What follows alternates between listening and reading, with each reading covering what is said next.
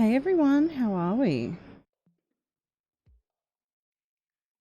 How is everyone this afternoon, this evening, this morning, wherever you are? It is 2 p.m. here on Saturday in Australia. And I have the aircon going. I hope you can't hear it or it's not too loud. It's a little hot here today. I can hear the cicadas again outside. So hello to everyone in chat. Hey Pookie. Hey Spider Lady. Hey Old Ma. Hey Riley Day. I hope everyone's having a good day, afternoon, night, wherever you are. If you are watching on Periscope, hey guys over there, we can see if you comment, but you can't see if we comment. So you're welcome to come over to YouTube. We're also streaming on DLive, and Facebook. We're on my Facebook page, or my Facebook profile, and in the group All Things True Crime. And if you're not a member of that group, I recommend that you join, because we do a lot of true crime things in there, and I always post in there before I'm going live. The other thing is that as of this morning for me, I now have my community post section. So if you go to my YouTube page, and you have a little look to the right up the top, you'll see that there's something called community. And if you post in that, you can actually see the latest updates from me. So I'll probably post in there and tell you guys when I'm going live and things like that. Hey, faithful one. Hey, Cheryl T. How is everyone? And a big hello to everyone who's watching the replay. I know not everyone can catch my live, so I want to say hello to the replay viewers. Make sure you leave a comment down below after you've watched. Let me know if you're a replay viewer. I'm interested to see who listens to the replay as well. The Carter's being very noisy today, but getting a nice breeze coming off the lake. So I didn't even have my ceiling fans going on. Lucky you. Yeah, it's a little hot here, so I've got the aircon on and the windows closed. So I'm basically sitting in a dark room with the air conditioning on at the moment, which I'm sure to a lot of Americans, they're probably freezing cold and wondering what the heck I'm doing. So today is a big one. Today is a really big one.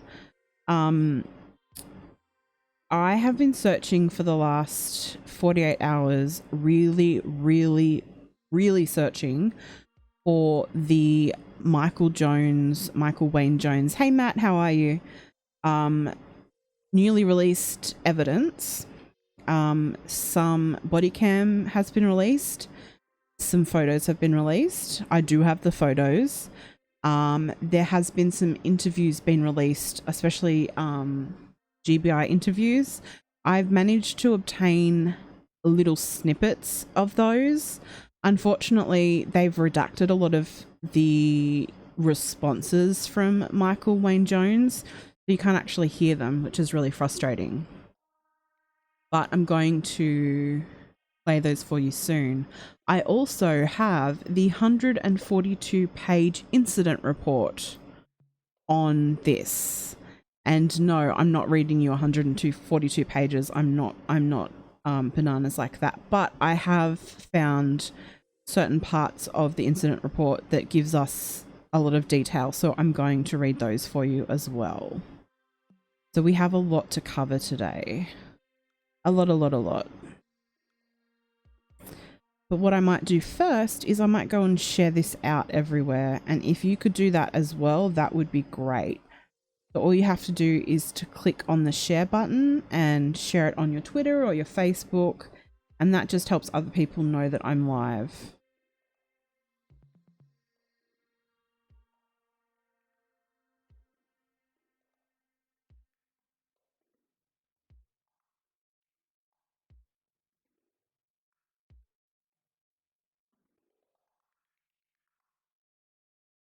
So let me just quickly do that.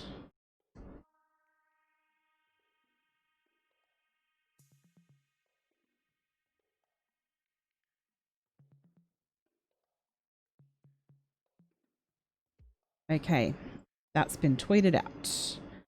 We're good.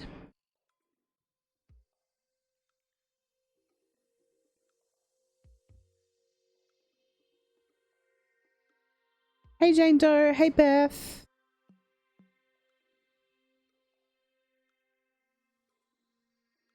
Thanks, Beth, but I'm just doing my own thing. I figured that the people that don't want to watch that sort of content can come over here and watch some true crime. It's going to be a pretty full-on live here today though, because the stuff that we've got to share is pretty heavy. So I'm just warning everyone, there's going to be photos, nothing graphic. I would never show anything graphic. But there's photos, and then you get to hear Michael speak, which is kind of weird. And then the 142 page masterpiece that is that incident report. I haven't been able to go through all of it though, because there's just so much of it. So we might get started, and then people can join in as they want. But I think what I want to do first is just to show you the photos. So these photos were taken. Actually, no. Let's do a little brief summary of the case so far, in case anyone doesn't know about this case. So on the 14th of September of this year, Nikki Jones, Casey Jones' mother, the last names are the same, but that's just a coincidence.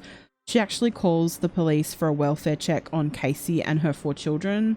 Her 4 children are Cameron Bowers, 10, Preston Bowers, 5, Macaulay Jones, 2, and Ayana Jones, 1. And Casey Jones' mum does this welfare request because she hasn't spoken to Casey in several weeks.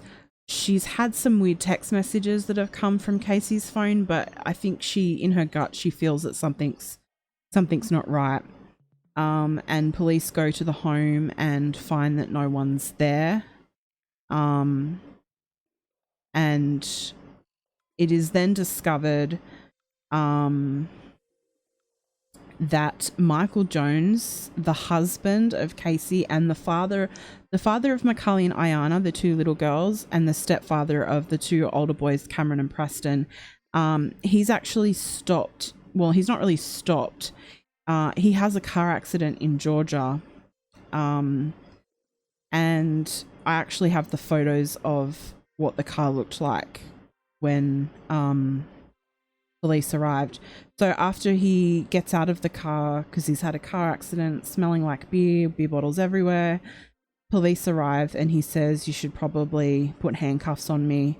And then when he gets to the police station, he confesses that Casey's body is in the car, and then he tells police that the children are located in a wooded area off Highway 301 in Charlton County, Georgia. So that's a little bit of a background. Hey, Miss Justice. Hey, Gingerlock's mum. Hey, Renee. Hope everyone's well.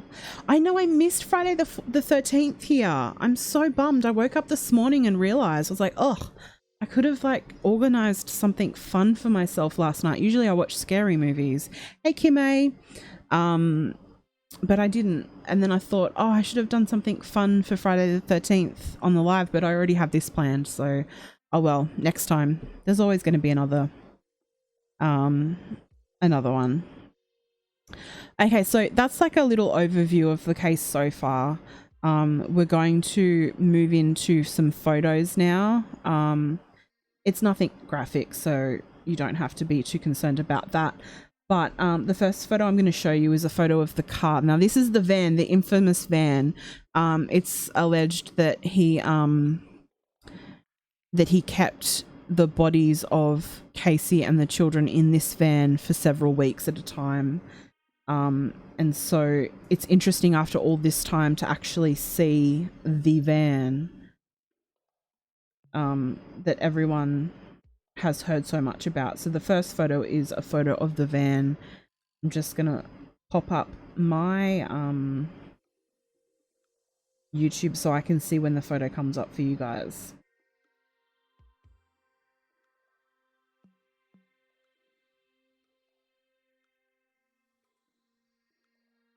That's the first photo.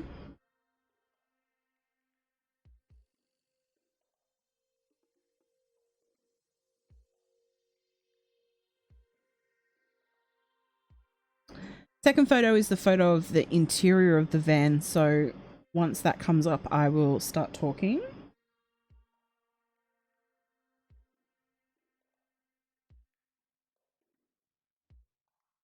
There is a little bit of a delay, which is kind of annoying. So if you see in that photo, the car is a mess. It's an absolute mess. It looks like he's thrown whatever belongings they had into the car. It's kind of sad because you can see on the right there's like hair, and it must be hair to like a doll, a baby doll. So it's just a total mess as well. It's very interesting, the interior of it.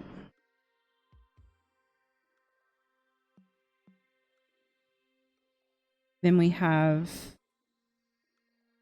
this is at the Hey Morgan, baseball bat was involved in this case. We will get to that, but Casey was murdered with a baseball bat. So this is a what I believe is a suitcase. And unfortunately, I have discovered through my reading over the last 24 hours that the children were put in suitcases and dumped. That's how they were dumped. So it changes things when you see the suitcase. For me personally, it does.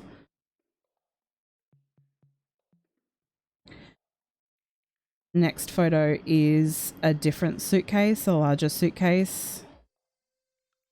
It's a disgusting case, Morgan. It's hard to cover cases like this. It was hard to cover Connor and Brinley's case the other day, but I think it's important to give children a voice, and I want to do that. And so whilst hey Bunny, how are you? So whilst I'm wanting to advocate, I get that some people may think it's in poor taste to show the photos, but I want to show the brutality that Michael went to and how disgusting he is. That's another suitcase. Hi, Wide Awake, how are you? And the last photo is of another suitcase, like a medium-sized suitcase, I suppose. So they were released, all of this was released, evidence was released on Thursday, American Thursday, so my Friday. So yesterday. And I have been scouring the internet for the videos so that I can put them on my channel, and I can't find them. And I have had so many lovely friends try and look for them, and we haven't been able to get them. So if anyone does find them, please shoot me an email. I need the originals. I'm working hard at it, and we've got people respectfully stalking in the background, which is awesome. So yeah, they're the photos that I wanted to show you. Let me go through them again really quickly. I think I have to do this instead though. So we've got the van, that infamous van that we all heard so much about. And the interior of the van.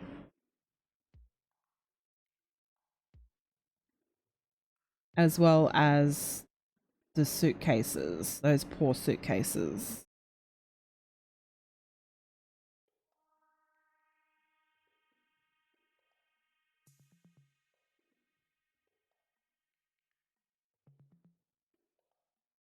Hey, Kelly. Oh, wrong one. Alrighty. So that's our some of the newly released evidence. Now, as I said, with the videos, Michael Jones, Wayne Jones, was interviewed by a couple of different agencies. He was interviewed by the GBI, which is the Georgia Bureau of Investigations, because he crashed his car and disposed of the bodies of the kids in Georgia. He was interviewed there first, and then he was interviewed. Hey, Katrina, how are you? He was then interviewed by the Marion County, which is where he was living and where the crimes actually were committed. So he is being charged and tried in Florida because that's actually where the crimes were committed. It's justice. Now, when they released the audio, they did redact a lot. And so I wasn't going to sit here and play. There was like 10 minutes in between a clip where there was just nothing said. And I was like, I'm not going to sit here and let them listen to silence for 10 minutes. So I have 2 smaller clips that I can play for you. And we can play those a couple of times. It can be really hard to hear though. So I'd recommend turning your device up and then maybe remembering when we're finishing to turn it down, or I don't want to like ruin your ears if you're wearing headphones. Miss you too, Katrina. So let me get that organized. Who's ready to listen to Michael Jones for the first time? In other cases, we haven't been able to hear things. We've barely heard from Patrick Frazee. We haven't really heard much. He hasn't said much. He wasn't, doing interviews and things like that, but we have interviews from Michael Jones. So it's really, really interesting.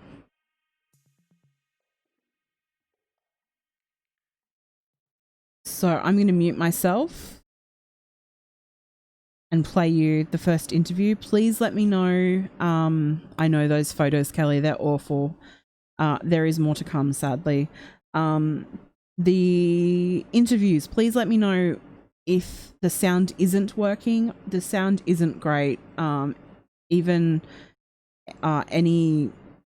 looked at a couple of people who have the original and the sound isn't great. So maybe try headphones if you can't hear, but I will try and put it up as loud as I can for you guys. So let's have a little listen.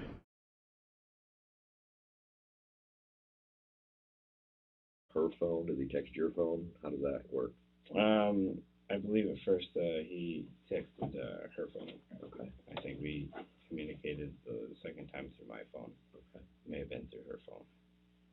And obviously at that point you got to keep up some sort of ruse that Right. you're her, right? Right. Okay. So what happens then? You go and get the boys? You go out to Lake City and get the boys? No. Met back up at the mall in Leesburg. Okay. His parents live somewhere in Florida. Okay.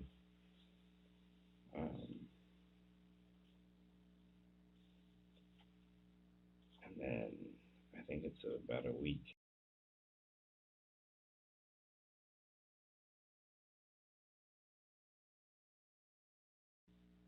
Where are the girls at this time?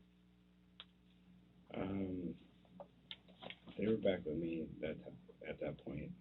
I had dropped them off at my mother-in-law's. Miss around Nikki? Nikki, yeah. Okay. Yeah. And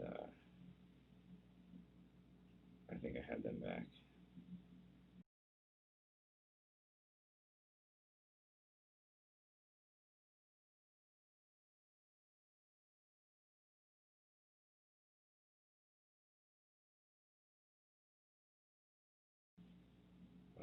And then So you get the boys back from dad and school starts and school's going on for about a week. Yeah. What school do they go to? I enrolled in Fruitland Park Elementary. Okay. Because you worked down there? There we go. Well, we lived in Leesburg. Okay. The last school year. Okay. And ended up we didn't want to put them in Leesburg. We should want to put them in Leesburg, so we ended up putting them in Fruitland Park. Okay. Did you ever take them to school? No, not this year. So they were enrolled in Fruitland Park but never made it? Right. Okay. And then what happens with them?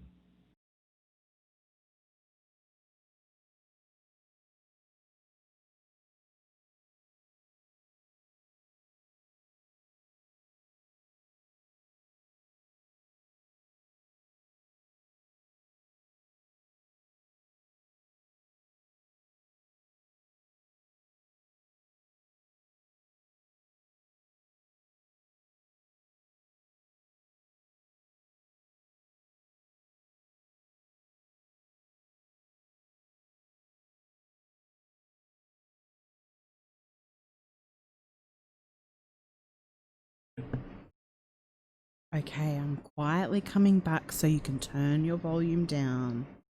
Just remembered I have to turn my volume down.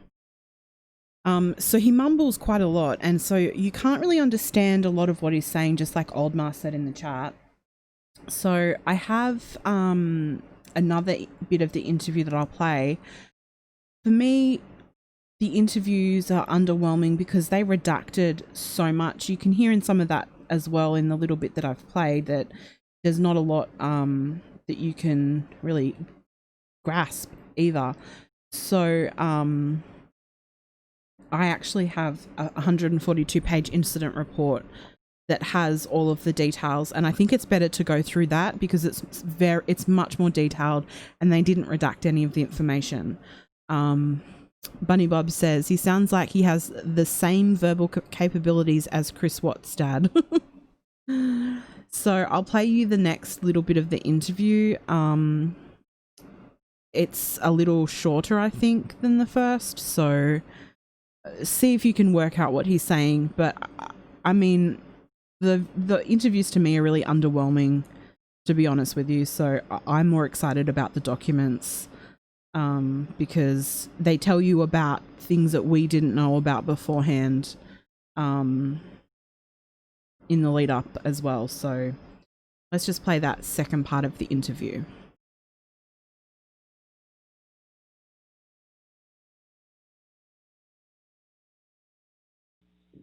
Are you going to work still? Yeah, I work,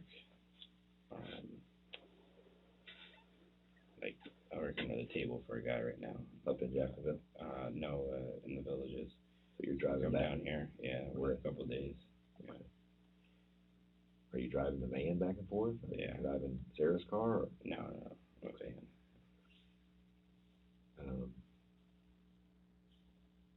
Obviously, I have to ask it. I got some pictures of the inside of the house from when the cleaning people showed up to clean everything up, and it looked like you were getting ready to pack up to move, right? Yeah, I mean, a lot of our stuff was still packed up. From moving there? Yeah. How long had you guys lived there? I moved in April. Okay, so April, May, June, and then July is when everything happened? Yeah. So just a couple months? Yeah. What's you guys' relationship like? I mean, is this an ongoing thing where you guys are at each other like this, like fighting, or? It just got worse, like, you know, little things all the time with her. She would come at me, and, we'd argue and, never really got physical. We had 13 people living with us in Leesburg. Really? Nikki, my mother-in-law, my sister-in-law, and my sister-in-law's 6 kids with our 4. And it was pretty tumultuous. I mean, it was rough.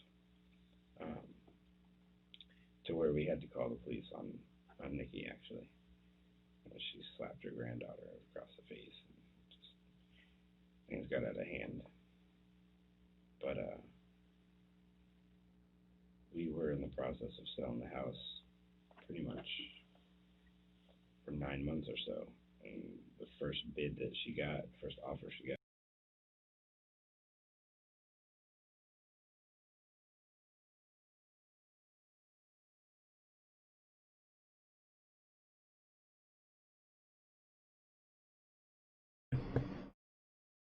Okay, so that's the only parts of the interview I've been able to get, unfortunately. But if anyone can help me, for me personally, I don't know about you guys, but I love to, I think court documents are great to go off, and that's where all of the articles come from. Reporters go in and get the documents and then report on those documents, and I feel like I really enjoy that myself. So if anyone can help me in the future with that aspect, it's a little harder with me being in Australia. Sometimes it takes me a little longer, but if anyone wants to be part of the respectful stalking that is court documents, please shoot me an email and tell me you want to help. So in that last one, you heard, like Kelly just mentioned, that apparently they had 13 people living with them at one point, which is very interesting. We'll see if we can find out any more about that. Very, very interesting. So Miss Justice wants to know where we're at with the case. So I was just looking earlier at the court documents to show you how, hang on, I have to refresh, I think. The judge was assigned, so this only happened this year, and it happened the 14th of September. We don't know when they were killed as of yet. They have possible dates. The judge was assigned on the 26th of September. There's been all different court docs, such as they've applied for the death penalty. And as of the 2nd of this month, there was a notice of a hearing. There was a hearing scheduled. They had subpoenas served. We're still in the really early stages. The 22nd of November, there was a motion to compel defendant, so Michael Jones, to provide saliva samples and fingerprints filed by the state attorney. So it's still really early on, and they're still compiling the discovery. The prosecutors are. He has been charged with 4 counts of murder in the first degree and 1 count of murder in the second degree.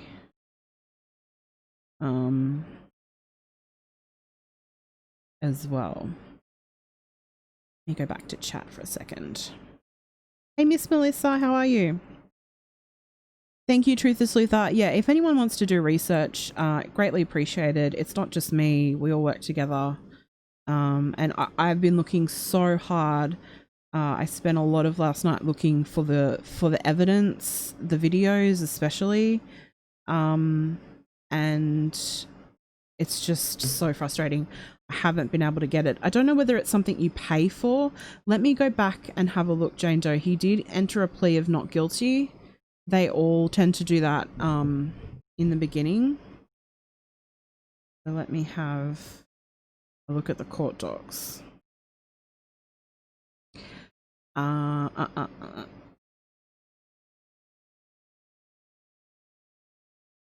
here we go. When did he enter the plea?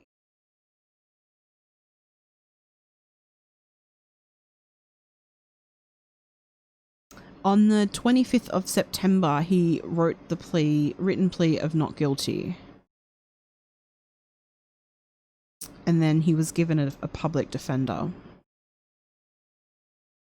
So there has been a lot of different court docs. But that's not where the evidence is.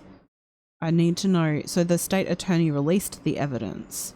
So where would you go for that? That's my question. How's Bella? Bella is good. I've been putting off doing an update just because I don't mentally want to say it out loud.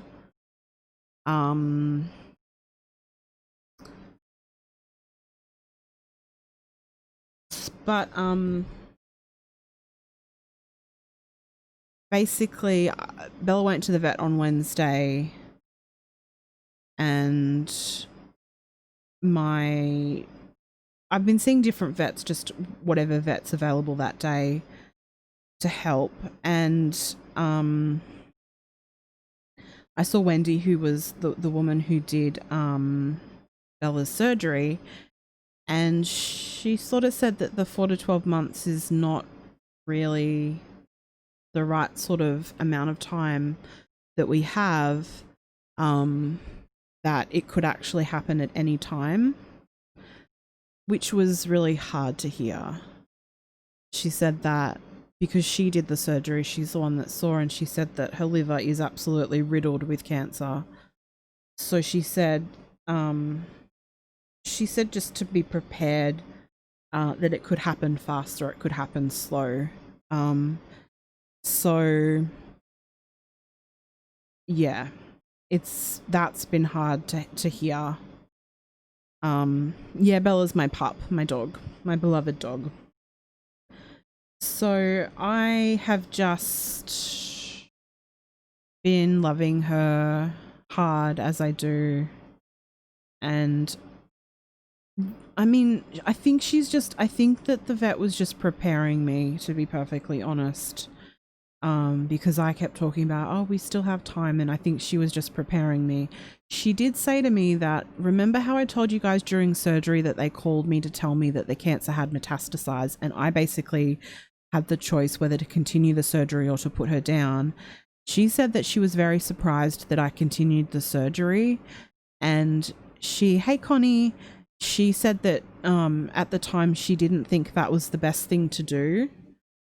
And she said, seeing her on Wednesday, she said, no, that was the best thing to do. You did do the right thing, because she saw how much life Bella still has in her, in a sense. So I'm still holding on to the hope that we have more time. My friend had recommended, she'd suggested a stepping stone where it's like a cement thing that you can put their paws into the cement. And so I'm just going to do that over the next couple of days. I've just been putting it off because I feel like if I do it, then something bad will happen. I don't know. It's just my brain being stupid. But so, yeah, I mean, I guess the thing is that even if it was 4 to 12 months, it still could happen at any time. There's no reason that just because that's what the life expectancy data is, that would happen. It could happen sooner. It could happen later. We don't know. The idea of chemo is not happening. It's $15,000, which I can't afford. And it would mean going to a different vet, which is 3 times the distance away, once a week, to have her sedated, have a cannula in, have blood testing done, and then have chemo, and then have like bone marrow things done. And it's just, it's not going to happen. So thank you, everyone. Thank you. Hey, Tori.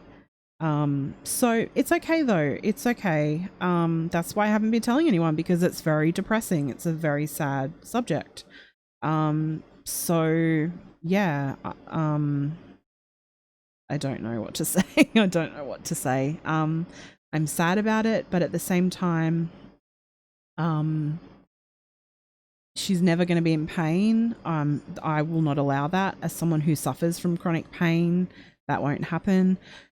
But I mean, the vet did say, call me in 2 to 6 weeks and we'll chat about it. 4 to 6 weeks and we'll chat about it. So we still may have, we still might have time. I would really like for Christmas, if she's still around. We've got 2 weeks. 2 weeks. But she's still really happy and she still wants to play. She has energy still. Sometimes she'll still nap, but I mean, all dogs do that. The vet was really surprised at how well she's doing. She was so surprised. So I don't know. We still have time, but that's why I haven't done an update, because it's not a very good update to do. Kelly, that is such good advice. It's better a week too soon than a day too late. So sorry to everyone who's had to be in this situation, this position. It's awful. But yeah, so that's the update. I'm sorry. It's really not the best. Yes, Cheryl T, I have been videoing Bella so much, taking so many photos. And if you guys are wanting to see more of Bella, I'm actually going to be doing it all on my second channel, which is Beautifully Broken Bridget. And the link will come up in a minute through Streamlabs. And you're welcome to go follow that. I'm going to do a video in a couple of days and update you on the greenhouse as well. So let's move back into the case. I haven't even updated family and friends that yet because I've put it off. So yeah, but thank you for asking. I appreciate it. let's distract myself with some court documents. How does that sound, everyone? Let's hear about murder. Because my brain cannot handle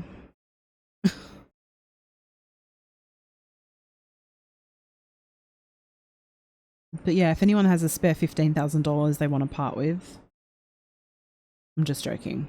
I would not put a dog through that. I mean, I look, in Bella's situation, she's such an anxious dog that she would not she would absolutely not handle it. And Wendy the vet said that as well. She said, please don't even think about it. Bella would be too distraught. So yeah, that's not happening. Anyway, let's move on. Let's look at court documents. And yeah, look, I'm okay, guys. I am. Don't anyone be worried. I will be okay. I have you guys. And my cat died in February and I used YouTube as a way to help me, and it really has. I will be okay. What's the update on the case? There's so much going on in this case, Miss Melissa, and I showed some photos. So you can go back and rewatch the beginning of the stream to have a look at the photos. I also showed some interviews, and right now we're not going to go through the whole 142 pages because I respect your time and my vocal cords enough to not do that. But we're going to go through some of the court documents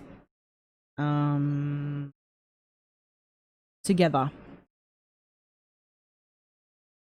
So this was released over a month ago, but I didn't find it until now. Miss Justice, anyone feel relaxed watching true crime? Not relaxed, but I know what you mean.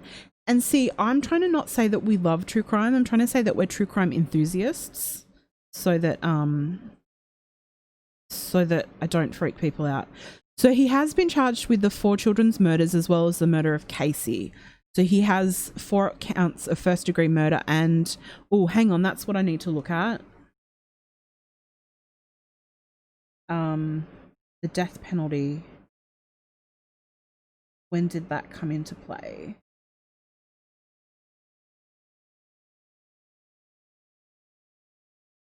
Let me just look through the court documents. It came into play quite early on, I think. Notice of assignment, notice to seek death penalty. So that happened on the 7th of October.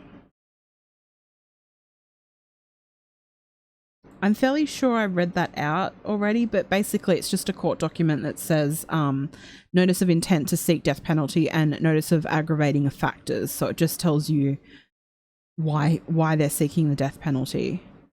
Nothing else has come about of that so far. I don't actually know what happens legally. If someone knows, like, whether there's do the defense dispute that? Can they file against it? True crime junkie. Yep, true crime junkie. Good way to put it. Alrighty, let's go and have a little look. So the first billion pages are just, let me just double check. They're basically just I believe like witnesses. So close your eyes for a second and don't get sick whilst I scroll past all of them. And so this is an incident report, 142 pages. There's a lot we don't need to look at, but there's some really good stuff in here that I thought you guys might be interested to see. So don't forget to give me a like and share it out for all of your true crime junkie fans and friends. I don't know about you, but I love court documents. The fun ones, not the boring ones. Okay. So let me pull this up with OBS so that I make sure that we're all in sync. All right, who's ready? Who is ready? Put a thumbs up in the chat if you're ready for the juice of this case. Let's find out what this POS did. So this is from the reporting officer's name is Chase King. I can make one of those, a True Crime Junkie mug and shirt. I do have the Respectful Stalker ones, and that should actually be in the description if one of the mods wants to grab the link in the description and pop it in chat. Hey, honeybee. Alrighty. Just remember I'm Australian, so if I say something wrong, if I mispronounce something, I'm going to blame it on that. So on the 14th of September 2019, at approximately 20:15 hours, which is 8:15 p.m., I responded to an address. I'm not going to read addresses out loud, I don't think. Hey, Bella Blue. Hey, Kelsey. How are you? Lovely. Reference to conducting a wellbeing check. Reportee Nikki Jones had called requesting law enforcement to check on her daughter, Casey Jones. Hey, Zeraisha. How are you, honey? She was said to be at the residence with her husband, Michael Jones, and multiple children. So just in case you aren't super aware of this case, yes, her mother's name and Nikki Jones and her daughter's name, Casey Jones, both the same last name, but that's just kind of a coincidence. Casey married into the name Jones. Upon arrival, I found the residence was completely emptied out. Hey, CBD. There was no furniture or personnel items at the residence. It also appeared it had recently been cleaned. I conducted numerous computer queries for Casey Jones and Michael Jones, only locating the address of 2018 Vine Street, Leesburg for both subjects.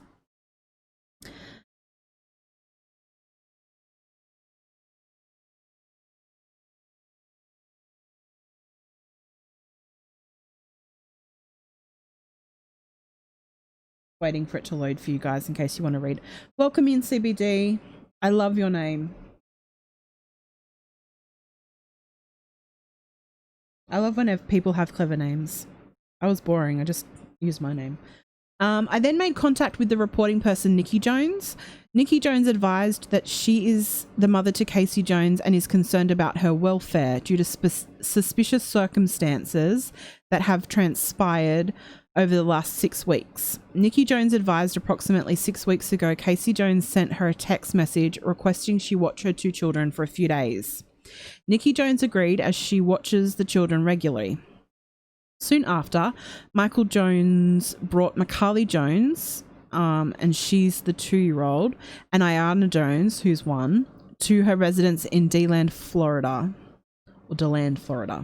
After a few days, she received another text from Casey Jones asking her to keep the 2 children for a few more days because she was sick. She received the same type of message from Casey Jones on a few occasions while she had the children. Nikki Jones ended up keeping, hey prepper, hey my preps. Nikki Jones ended up keeping Macaulay Jones and Ayana Jones for approximately 2 weeks before Michael Jones came to pick them up by himself. So we know what's happened then is that she's texted her mum and said, hey, can you look after the kids? And whilst she's looking after the kids, she's texted again and said, hey, can you keep them for longer because I'm sick? Now, we are not a channel that victim blames at all, and Nikki Jones is a victim in this. Her child and grandchildren were murdered. My question is, did she think it was odd that she didn't get phone calls? That's just what I'm wondering. What do you guys think? Happy birthday to Prepper. While Nikki Jones had the two children, she became increasingly concerned for the well-being of Casey Jones because it was completely out of character for her to not have contact with her daughters. Okay, well, we sort of answered that there. The unusual behaviour from Casey Jones continued, and Nikki Jones did not have any voice or visual contact with Casey Jones for the duration of the time she had Macaulay Jones and Ayana Jones. Hey, the Glera. Hey, TTNZ. How are you doing?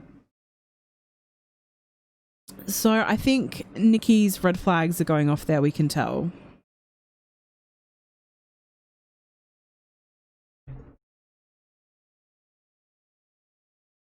Exactly. It doesn't matter what she did.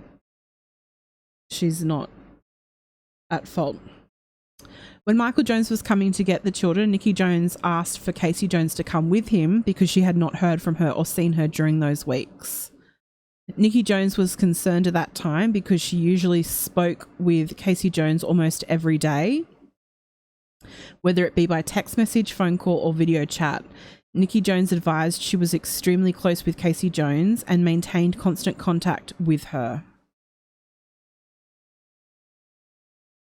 So she knows something's up.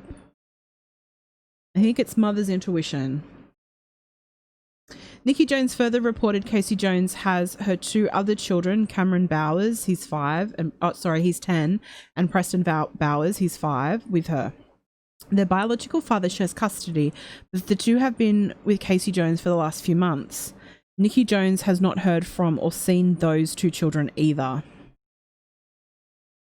Oops.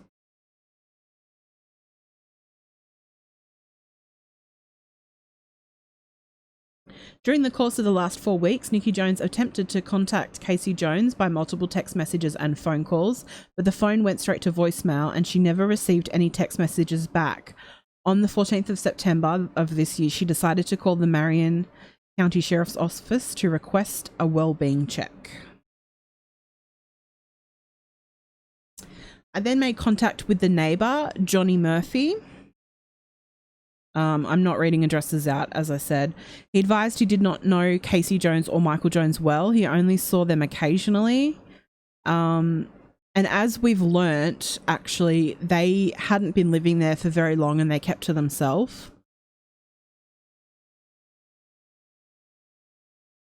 Yeah, we don't do yelling here. We're pretty chill.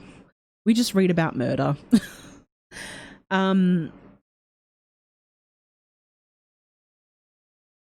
Johnny Murphy could not provide any specific dates, but advised approximately 2 weeks prior he was approached by the property manager, Patrick, who asked Johnny Murphy to walk with him through the residence because of an odd smell.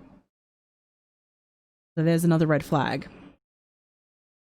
Johnny Murphy advised he walked through the residence with Patrick and observed the residence was still full of furniture, personal items, and photographs.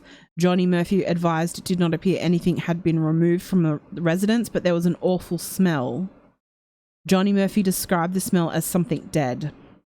Johnny Murphy then exited the residence and did not have any further involvement with the residence. I lost my place. The next day, Johnny Murphy advised he saw the couple's white Chrysler Pacifica minivan in the driveway. The minivan left that afternoon and it has not returned to the location. Johnny Murphy did advise he believes he saw the vehicle leaving the Little Lake Weir subdivision one time in the last week. The vehicle also had the rear window completely broken out. I then made contact with the landlord owner of the property, Joseph Petrolione. I see it as petrol because I'm Australian. Petrolino, by phone. Joseph advised he lives in Boca Raton, Florida, and would not be able to respond to the location. He advised sometime around, let's scroll up, the 23rd of August, he initiated the eviction process on Michael Jones and Casey Jones. He made contact with Casey Jones and told her the process had been started. Casey Jones advised him she no longer had anything to do with Michael Jones and to contact him for any further information. That's really interesting. Let's try and remember that for the future, that on the 23rd of August, she apparently says that. Joseph notified Michael Jones of the eviction on the same date, the 23rd of August. He received a text message from Michael Jones advising he was leaving the residence and he would leave the key on the counter. Joseph attempted numerous times to contact Michael Jones to have a conversation with him, but he was unable to make contact with him. Joseph would not explicitly state he had the residence cleared of all of the personal property, but alluded he had thrown it away. He also advised after Michael Jones and Casey Jones had vacated the property, one of his property managers cleaned the residence and made some repairs. So actually the body cam footage that was just released in the last 48 hours, there's two officers with body cam, and you can actually see them go through the house, and the house is completely clear, and they're on the phone to the property manager or owner, Mr. Petroliano, whatever. And he states that he didn't say anything about throwing their stuff away. He said that someone had come in and cleaned. And I don't know, but why would you do that? If something smelt like death, wouldn't you contact the police? But he sent someone in to clean it. I don't know. It's just a thought that I had.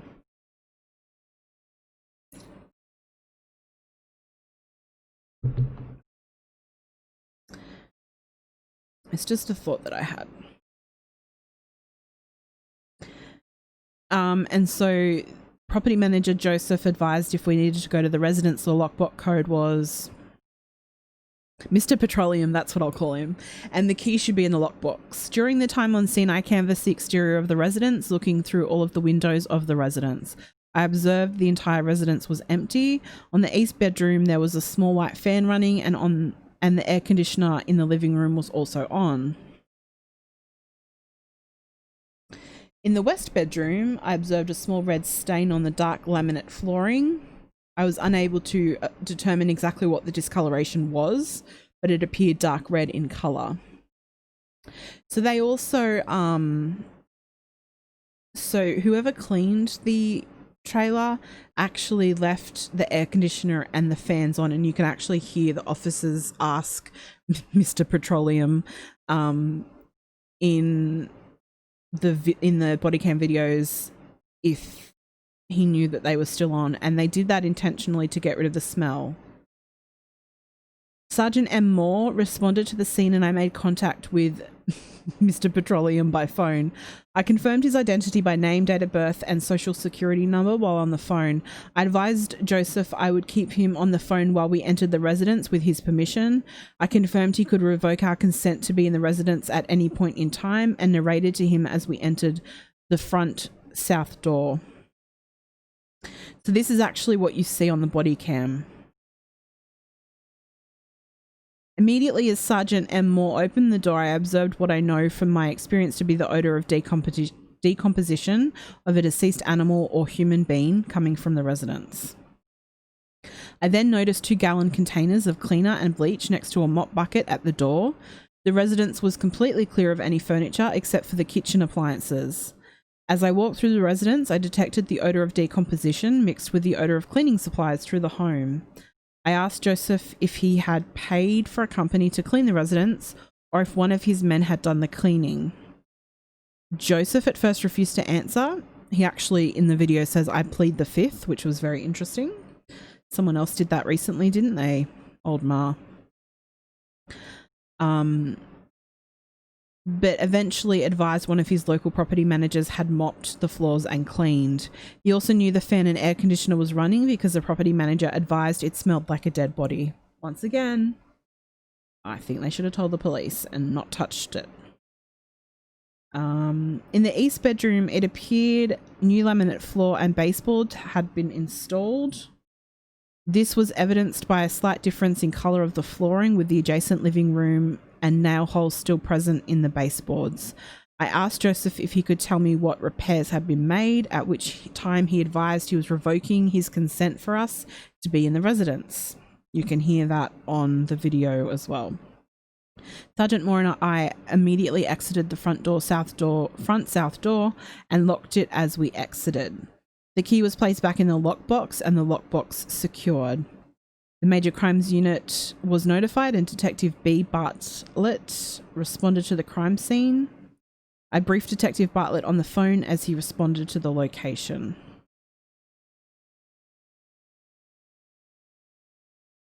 Through computer query, I discovered Casey Jones had a 2017 white Chrysler Pacifica registered to her. The vehicle has Florida tag, I'm not saying that out loud, assigned to it, and the back window is busted out. During the shift, Sarah Gilbert, the older sister of Casey Jones, called in looking for more information. I made contact with her by phone. Sarah Gilbert advised she speaks with Casey Jones at least once every 2 weeks. Sarah Gilbert advised she has not heard from Casey Jones since the 26th of August, when Casey Jones made a Facebook post about losing everything. Sarah Gilbert advised she had added concern because about 2 months ago, Casey Jones and Michael Jones were at Jody Gilbert's residence in Elkhart, Indiana, and got drunk. A skirmish ensued where local law enforcement was called to the location when Michael Jones attempted to leave the location with the juveniles in the vehicle while he was intoxicated. Sarah Gilbert was not sure what the end result was, but she knows Michael and Casey Jones left the residence the next morning before anyone else woke up. Sarah Gilbert went on to advise she found it extremely odd Casey Jones was not posting on social media. She advised Casey Jones' oldest son's birthday and Sarah Gilbert's birthday had gone by and there had been no mention of either. And we all know that that's a huge red flag.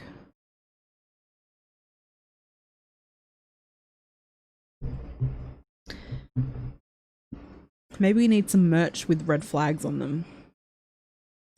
Sarah Gilbert advised Casey Jones always post something about birthdays on social media. I think we all do that as well. And as you can tell through the report, they tell you what's normal behavior and what's not normal behavior for the people involved. And I think that's really good. It helps you sort of know more about the people.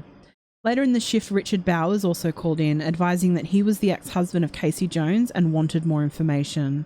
Made contact with him by phone, at which time he reported he was currently in the United Kingdom on vacation, but had seen a Facebook post requesting anyone with information on Casey Jones to call the Marion County Sheriff's Office. Richard Bowers advised he would be returning on Sunday, the 22nd of September. Richard Bowers advised that he is the father of Cameron and Preston Bowers. He and Casey Jones have shared custody of the children. She currently has the 2 boys with her. Richard advised he does not keep constant contact with Casey Jones, but they communicate via phone app due to child custody agreements. He has not heard from Casey Jones since the 22nd of August. He advised both Preston and Cameron Bowers' birthdays have passed and he has not heard from them. So that's a huge red flag.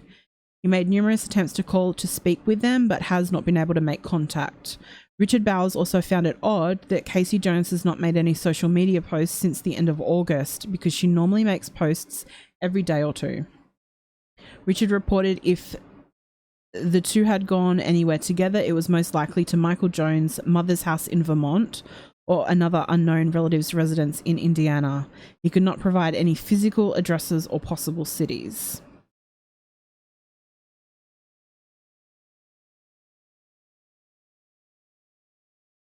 Due to the circumstances surrounding the disappearance of the subjects, I request the juveniles and Casey Jones to be entered into FCIC and CIC as missing, endangered, and be on the lookout issued for the vehicle. Axon Body 1 camera footage will be uploaded to evidence.com when docked, case pending active. So that body camera footage has been released now. And I really want it. I really want it. So respectful stalking away. And then there's a whole bunch of other stuff that we're just going to sort of go past because it's supplemental stuff. It's not I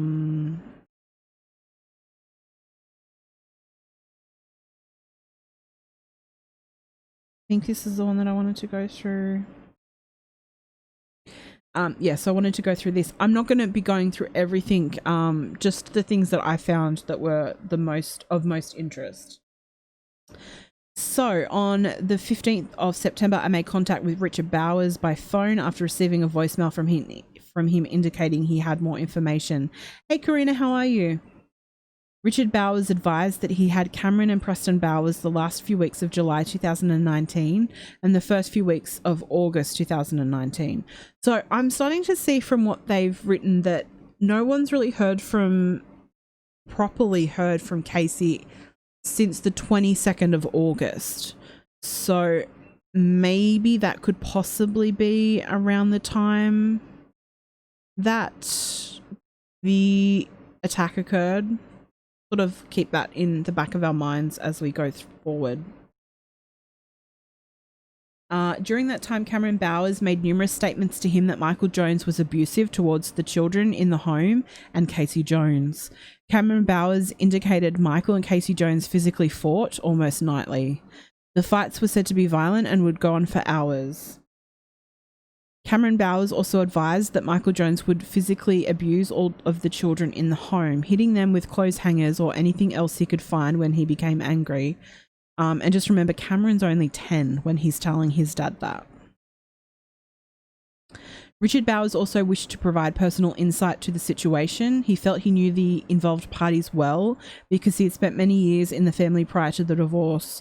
Richard Bowers reported that he found Nikki Jones, Casey Jones, Michael Jones, and Sarah Jones to be untruthful on numerous occasions. And so Sarah Jones is Michael Jones's ex-wife, and they have 3 boys. He and Sarah Jones have 3 boys together, I do believe. Or is it 2? I think it's 3. He described their untruthfulness as a daily habit in which they would make up stories and situations to share with the family and friends for no reason. Richard Bowers also advised that a few years ago a warrant was issued for Michael Jones stemming from an incident in Orange County where he burglarized his place of employment, a vet hospital. Oh, that sucks. While the active warrant was out, Casey Jones rented a storage shed and harbored Michael Jones. Casey Jones is said to be extremely defensive of Michael Jones and the children. Richard Bowers reported that while he was married to Casey Jones, she continually told him that if anyone came after her kids, there would be hell to pay. Well, I mean, they're her children. I think most parents would say that. I advised Richard Bowers that we would be in contact with any further information.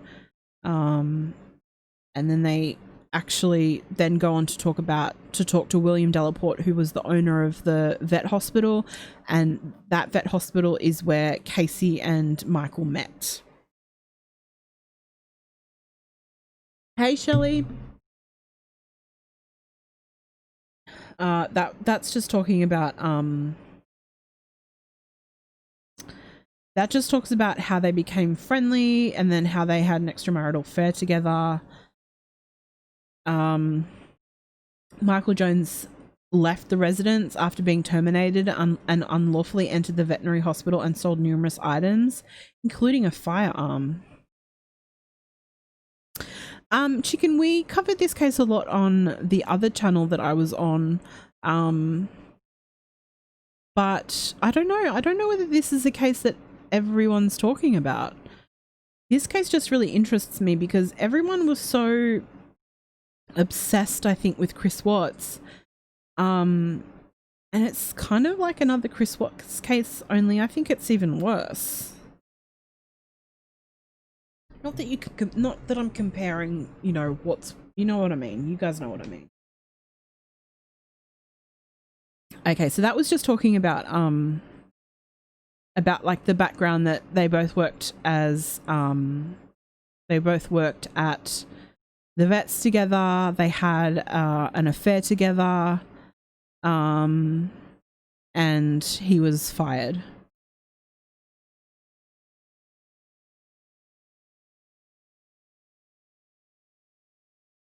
So the truth is, Luther, the 10 and the 5-year-old had additional needs. Let me just quickly double check what I've written about that in my so in my notes I have that Cameron had ASD, so he was on the autism spectrum. Preston was never supposed to be able to walk. Someone said that it was a miracle he did start walking and was doing great for a child that was told he'd never be able to walk. So both the boys were children that had additional needs.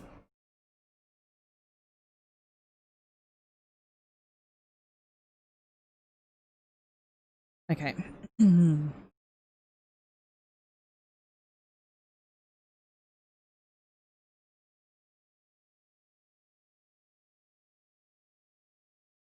So yeah, that just talks about how they'd only been living in that trailer for 2 months, so they didn't really know very many people. They kept to themselves. So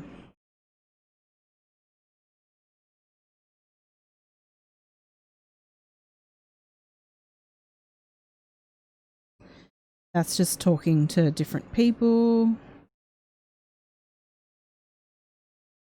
So this is a follow-up. On the 16th of September, I am requesting the listed missing endangered persons and vehicle be removed from the FCIC and CIC computer. The vehicle was located in Georgia and is in the custody of the Brantley County Sheriff's Office. The missing endangered Casey Jones was found deceased in Brantley County, Georgia, as were the children listed in this report. This case remains pending active, and this case heading is being changed to a homicide.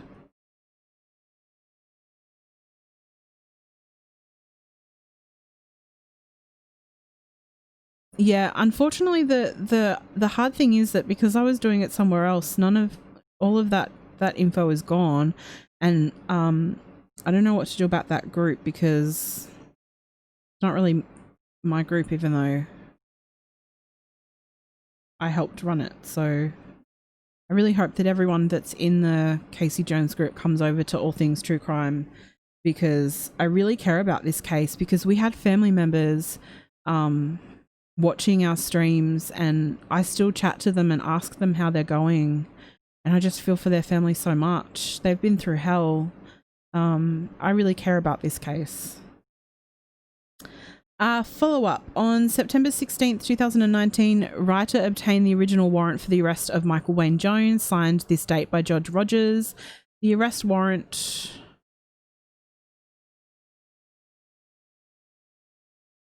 and probable cause affidavit of Detective Simpson was then provided to the Marion County Clerk of Court and delivered to the Marion County Sheriff's Office Warrants Unit.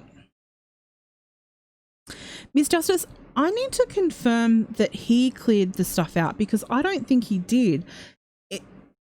From what we've read, guys, do you think that he just took the stuff out that he wanted and all of the furniture and stuff the cleaner actually removed and threw out? What do you guys think about that? I think he took out, so I think maybe we'll find out, because we're only on page 62 of 142. I think he took out this stuff. He took, sadly, the bodies out and put them in the van, and then he took all of the personal items and put them in the van, and then he just left everything else, and then the cleaner threw out like all the furniture and stuff. I also want to know whether whether Michael Jones actually attempted to clean anything, or whether, well, he would have had to. I don't know. We still have questions. Let's keep that question as something we need answered.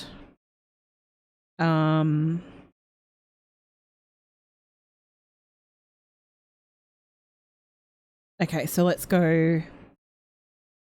This is a supplement report. Let me just quickly skim it. This is just, I will read it. Yeah, I think he took what he wanted, and then the landlord got rid of everything else. He actually had a property manager clean it, and from what I know, I think he just threw out everything else. On the 16th of September, I was made aware of this case during a morning briefing and assigned the task of completing a residential search warrant of the incident location. Let me just check. Doesn't say what sort of officer this is. I responded to the incident location at 10:32 hours, so 10:32 a.m., and met with Sergeant F. Rodriguez and forensics technician King. Is there a king of forensics? I wouldn't mind that title. Forensic Queen. I was briefed by forensics technician King. Oh, it's his last name. Oh my God, or her last name. But doesn't that sound really funny? I am the king of forensics. That would be a cool last name. Anyway, I'm losing my mind. Of the searching that had already been conducted the prior day, upon entering the incident location, I detected an odor of decomposition. I observed that the flooring inside the trailer was a faux wood flooring made of vinyl, and I observed a mop and bleach container near the front door of the residence. In the northeast bedroom of the trailer, I detected a stronger odor of decomposition, and I observed a reddish discoloration near the corner of the room. I assisted for... I can't say it with a straight face now. I assisted the king of forensics with removing the baseboards and vinyl flooring from that area, and observed apparent decomposition fluids on the baseboards and vinyl flooring in that corner. I collected no items of evidence. Huh? I collected no items of evidence or took any photographs. After finishing the aforementioned task, I completed an inventory and return form and left a copy of the search warrant at the residence. Why didn't they do that? Why didn't they take any items of evidence?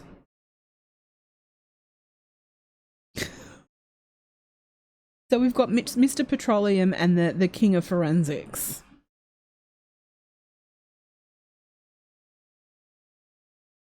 Oh, okay, so this is really interesting, guys. This is a follow-up, and this is, yeah, look, there's a point we all get to when we read this sort of stuff and we lose it and we start to laugh, because you just have to. It's just too, it's too hard to keep it together. So if you see here, the kids weren't registered at a school.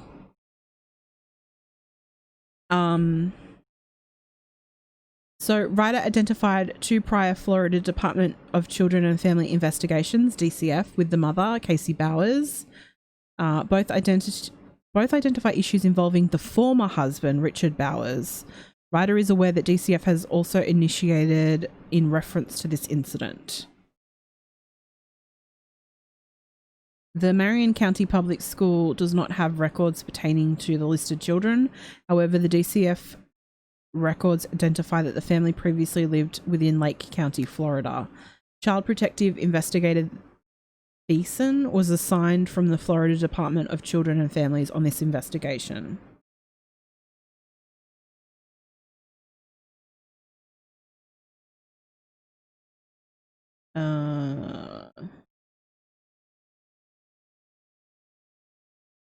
This is just another supplemental report. It says that Johnny Murphy, the neighborhood dude, his wife saw Casei Jones a month ago. This was done on the 18th of September, so that would bring us to the 18th of August, and so far we're looking at the last point of contact being the 22nd, so it's before that. It's not too interesting.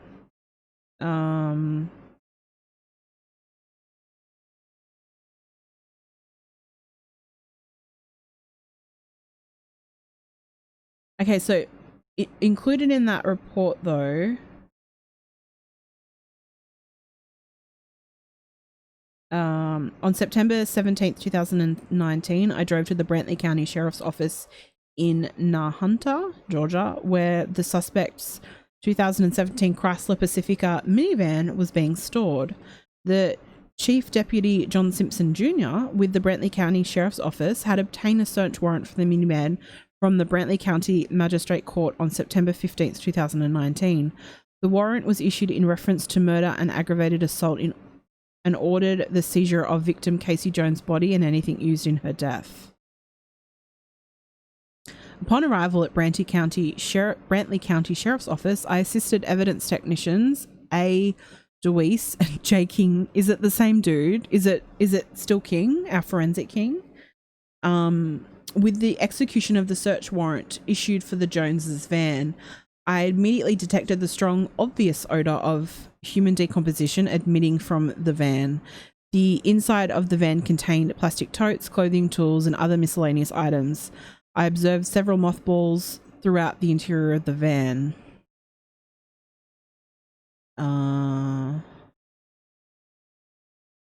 So the latex gloves that were found in the back of the van were, hey again, Katrina, were left there by law enforcement.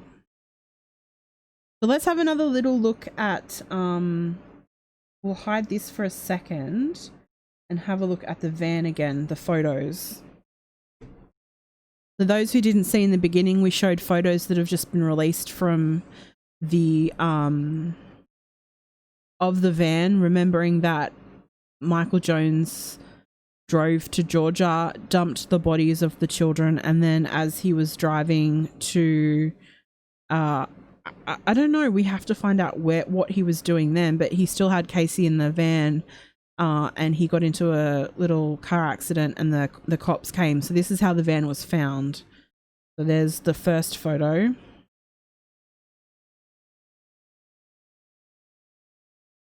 And that's what the car looked like. No, that wouldn't be a smell that you could mask. That would be awful. Not sure I want to smell that smell. But yeah, I just wanted to show you again those photos of the van. Hey, Dee Dee. Okay, so let's go back to what we were reading. So this is what was inside of the van that we just saw photos of. In addition to the above listed items, I observed a grey plastic tote which was cracked and broken. The tote contained liquid believed to be body fluid. Chief Deputy Simpson informed me that that was the tote victim Casey Jones was found inside of. There was a bent metal pipe in the van which Chief Deputy Simpson advised was in the tote with the victim Casey Jones. I also observed a comforter which had duct tape attached to it. The comforter was soaked in a fluid which was also believed to be body fluid. Hey Pamela, how are you? A fluid-soaked pillow was in the van next to the comforter.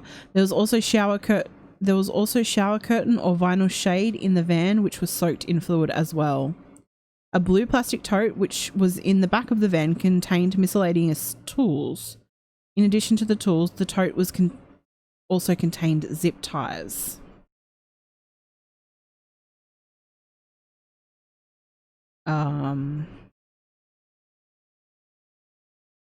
Oh, kitty litter, I know.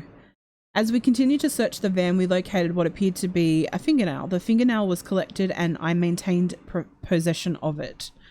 It's precious. I will relinquish it to the medical examiner who will be performing the autopsies on the victims when I attend them on September 18th, 2019.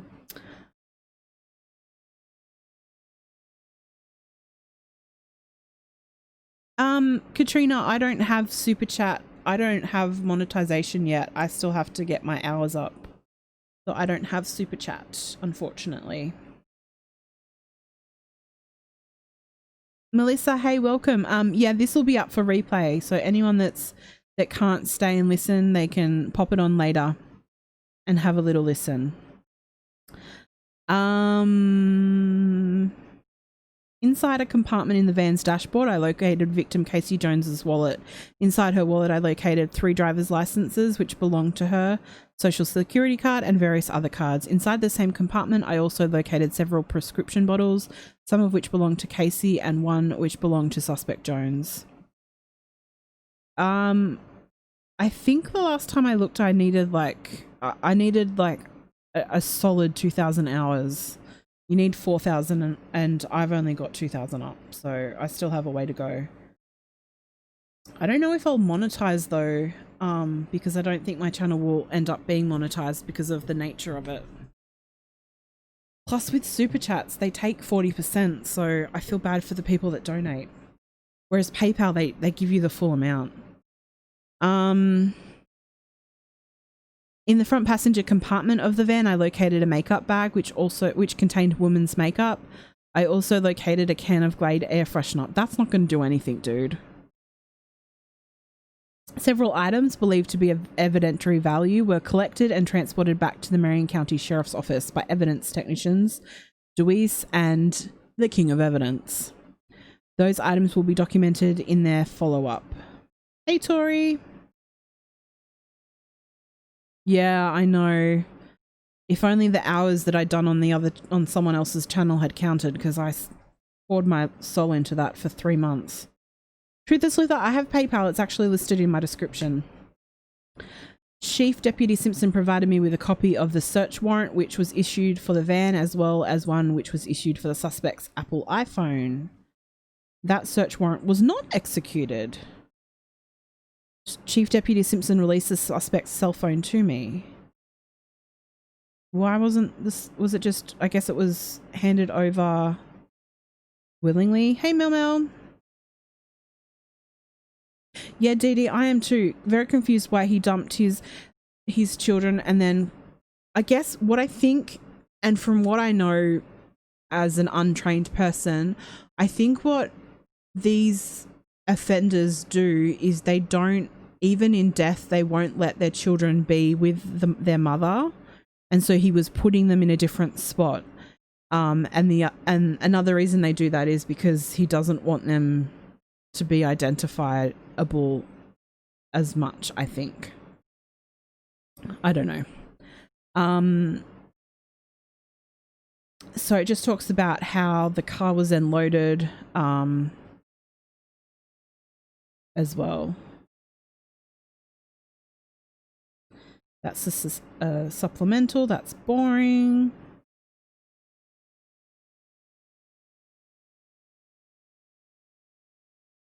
What's this?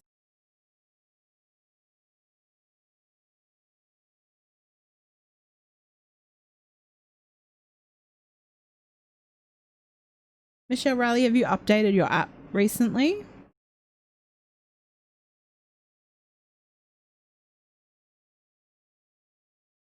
It says that my stream health is good.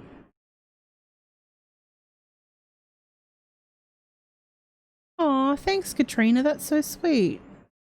I appreciate it. I really do. If people go back and pop the videos on in the background, it does help with watch hours.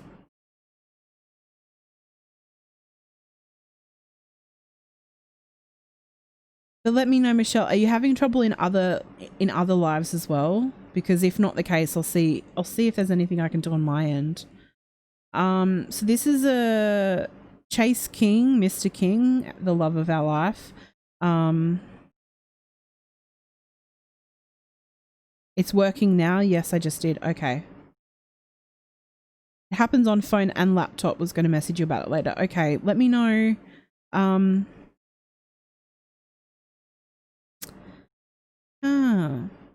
Yeah, Melissa, this will be up for a replay so you can watch it at any time. Let me know, guys, in chat what it does when it goes funny so that I know.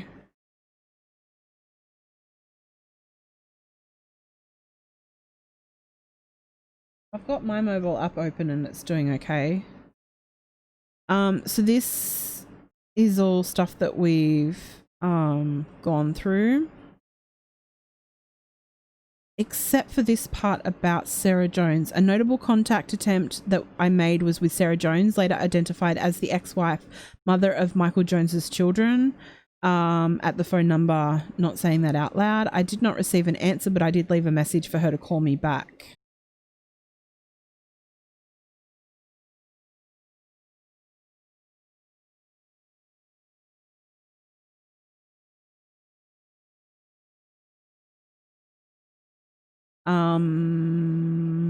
Based on the suspicious circumstances surrounding the disappearance of the Jones family and the suspicious evidence observed inside the Jones residence by Deputy King and Sergeant Moore, it was determined to draft a search warrant for the residence. I concluded my investigation for the late evening of September 14th, 2019 into the early morning hours of September 15th, 2019. I continued my investigation the following morning, which will be documented in another follow-up.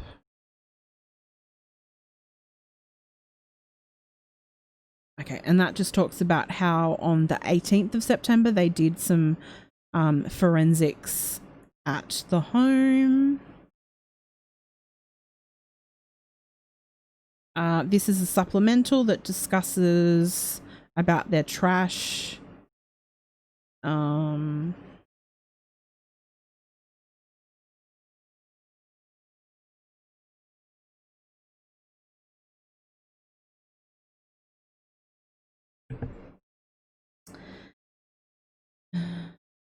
Oh, okay, this is interesting. Interesting. Follow up on September 18th. DD. Writer made contact with Principal Tammy Langley of Fruitland Park Elementary School and learned that Cameron Bowers had been a student there on the prior academic year. He was scheduled to return upon the beginning of this academic year, but has not attended. Ryder was advised they did not have an admissions packet for the sibling, Preston Bowers, at this time. This information was provided to Detective Bartlett for ongoing investigation, which is really, really interesting. Hey again, Gingerlocks, because Preston would have started school that year and should have already been like enrolled. So all of that sort of school stuff is a bit interesting.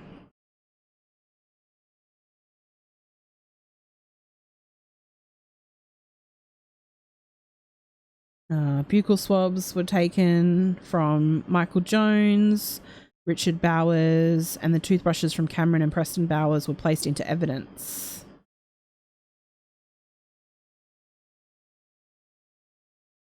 So this is search warrants for cell locations. Oh, is Judy Ron on? I didn't get a notification. Thanks, Judy Ron.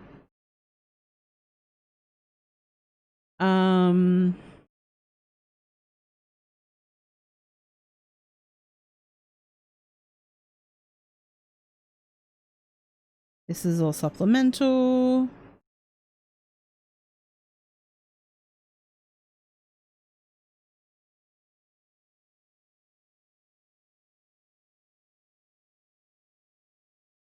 Oh, this might be interesting. This is a couple of days before they the last time they were seen.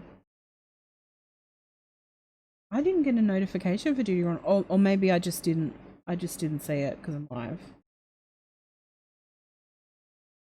This is interesting. That's on the screen. That April Smith said that she bought 2 twin mattresses with bed frames from the defendant. The defendant had posted them for sale on Facebook Marketplace, and April Smith and her husband agreed to buy them. April Smith was able to retrieve her GPS data in order to remember the exact date and time she was at the defendant's residence. She showed me her cell phone, and on the screen she had pulled up from her Google location history, which had the above address, date and time on it. Originally, the defendant was going to drop off the mattresses, but then advised he had his kids with him and could not fit them and the mattresses in his vehicle at the same time. This is when April Smith and her husband drove to the incident location to pick them up. When they arrived at the defendant's residence, he introduced himself as Michael and loaded the mattresses from inside his white van onto April Smith's trailer.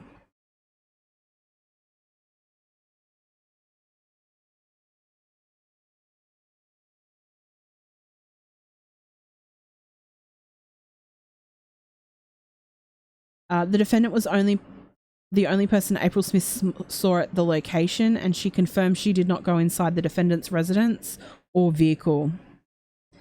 The defendant advised his children had outgrown the beds, and that was why he was selling them. April Smith found the encounter strange because the defendant did not want anyone to help him load the items, and he quickly slung the mattresses and bed frames onto her trailer from the white van.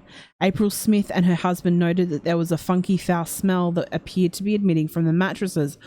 Oh, wow. Okay. They later determined the smell was coming from the mattresses and thought it could be related to dead rats. She advised the smell was really bad when they first got them, and she had been spraying them down with a bleach, water and baking soda mixture on a regular basis to take the smell away. Wow. Okay, so this happened on the 17th. So that throws out the claim that the last time that Casey was heard from was the 22nd, because this happened on the 17th. So that's possibly a new date. April Smith advised she bought the mattresses and frames for $50 and that he gave her the parts hardware to the bed frames in a blue tote. April Smith advised when the defendant became arrested, she and her husband recognized the photograph of him as the same person they had bought the mattresses from. April Smith showed me the items inside her residence, which were all set up, each in a separate bedroom. I took digital photographs of the items as well as the blue tote which she received the items in. There did not appear to be anything of evidentiary value on the mattresses, frames, or in on the blue tote. The mattresses were white, clean, and did not have any large stains or abnormalities on them. April Smith had no further information in regards to this case. I provided her my business card and advised her to contact me in the future for any further assistance.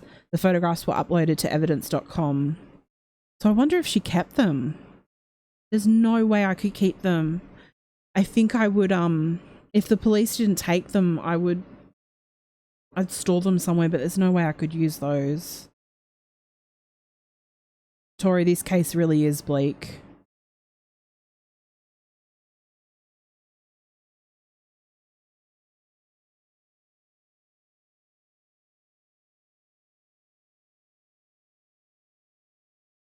This is just a little bit about Mr. King making contact with Michael Jones on the 20th.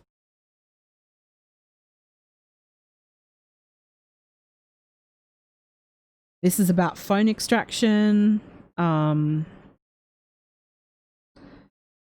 of interest. I don't remember it being.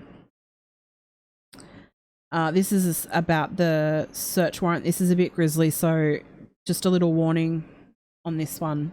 On September 17th, 2019, I assisted with the execution of the search warrant issued for the defendant's van. I detailed the execution of the search warrant in Supplement 13. After reviewing by supplement, I noticed I left out some information when I arrived at the Brantley County Sheriff's Office. There was a black plastic garbage bag on the ground next to the defendant's van. Chief Deputy Simpson informed me and he and one of his deputies had returned to the location where the defendant wrecked his van and located several articles of men's clothing believed to belong to the defendant just off the roadway. The clothing was photographed and collected by evidence technician Jay King. Michelle, why aren't you going to put your 2 cents in? Hey, Janice. Yeah, he did know why they stunk. It's disgusting. It's absolutely disgusting. Why don't these guys are such narcissists that they think that they're that smart that they can get away with anything. Ridiculous.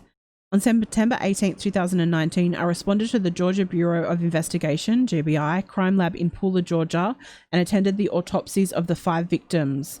Dr. Edmund Donahue performed the autopsies on victims Casey Jones and Cameron Bowers. Dr. Joni Skipper performed the autopsies on victims Preston Bowers, Mikaeli Jones, and Ayana Jones. Victim Cameron Bowers' remains were inside of a red suitcase, which had been inside of a grey plastic tote. Victim Cameron did have a broken mandible, so a broken jaw, but I do not believe there was any additional trauma noted. There was a towel stuffed into victim Cameron's mouth. Oh, I will in a second, Katrina, thank you. Victim Preston Bowers' remains were inside a plastic tote. When the lid was removed from the tote, I observed a zip tie was tightened around his neck. Oh my God.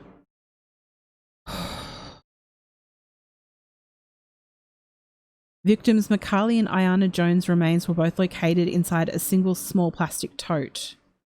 Inside the tote with the 2 girls was a baby bottle with Ayana's name on it and a small pink pair of girls' sandals. Oh. Victim Casey Jones had originally been located inside of a plastic tote in the defendant's vehicle. She had been removed from the tote at the accident scene and transported to the medical examiner's office in a body bag. An area rug and a black and white shower curtain were around victim Casei. The front of Casey's skull face was crushed as if she had been struck with a blunt object. I did not observe any other trauma to her body. I was informed by GBI agent Will Ivy that all of the plastic totes the victims had been located in had plastic sheeting wrapped around the top of them and were secured with duct tape. I was not allowed to take notes during the autopsies and do not recall every detail at this time. The autopsy photos will be placed onto a disc and mailed to me. The photographs will detail the state each victim was discovered in and the items located with them. When the final autopsy reports are complete, those will be sent to me as well, along with a case and manner of death report. There may have been additional trauma to the victims, which I was not made aware of, and therefore has not been included in this report. The final autopsy reports should be referred to for complete and accurate details of each victim's injuries. Oh, thank you, Katrina. Thank you. And I will have a look in a second.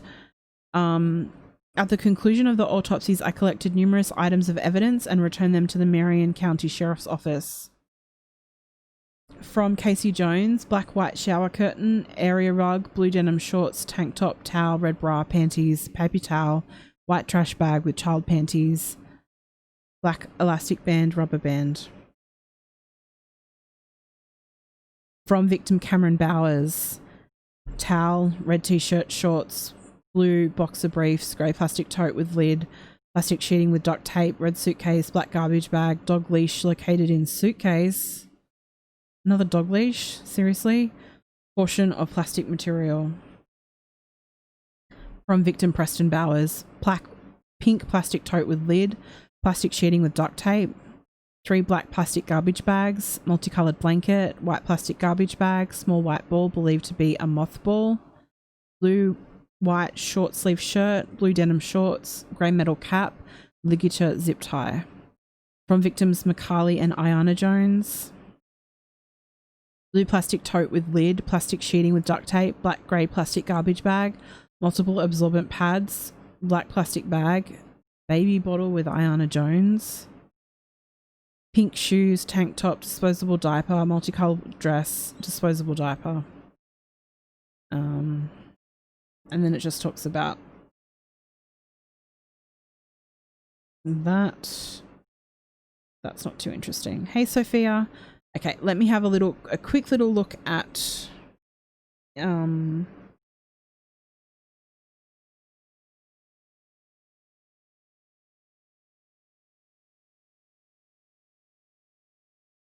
just refreshing my emails, Katrina.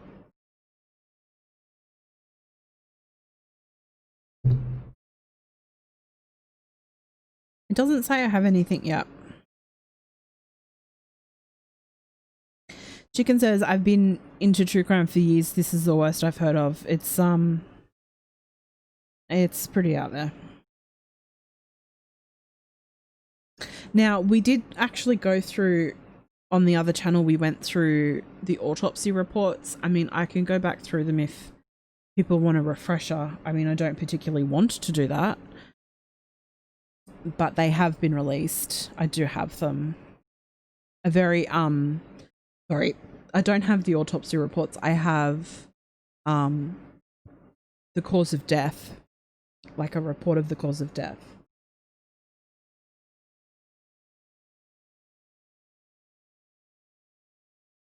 Let me just double check. Let me see if I can scroll back and see what happens when you click on the donate thing. It goes to the right place. Yeah, it does. Maybe it's just taking a little bit to come through, Katrina.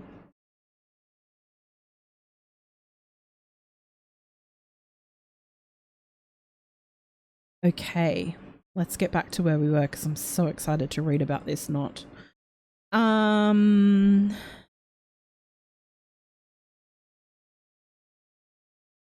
Okay, so this is just more from a different point of view.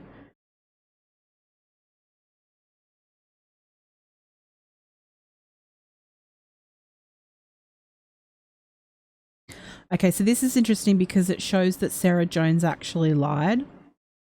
And Sarah Jones is the ex-wife of Michael, and they had been spending time together. He was with her the last few weeks before this all came out. Let me just see. Detective Bartlett was assigned the task of completing the search warrant. Late Sunday morning on September 15th, 2019, Detective Bartlett notified me that he located the ex-wife of Michael Jones, Sarah Jones.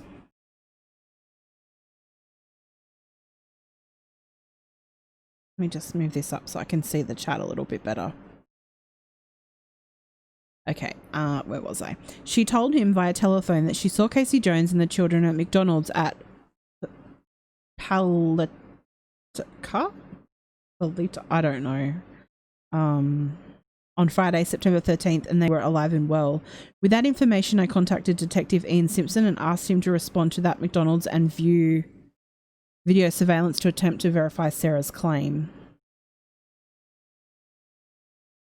I was later notified that Detective Simpson could not locate any evidence of the Friday the 13th meeting at McDonald's on video. I was additionally advised that neither Detective Bartlett nor Simpson could re-establish contact with Sarah.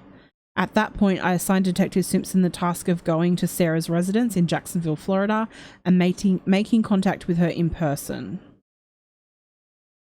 Detective Simpson advised he was eventually able to make contact with her, and she ultimately admitted to lying to both he and Detective Bartlett. She advised when she made contact with the detectives that Michael Jones was standing next to her writing what to say to detectives on a piece of paper. For more detailed information, refer to each detective's individual follow-ups and reports. So she did actually lie to police a couple of times, apparently. Michelle, see if that works, and if that doesn't work, then I really don't know what's going on. I mean, it still says the stream health is pretty good.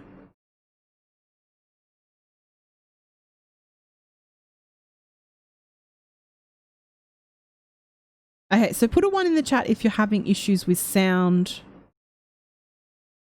at the moment.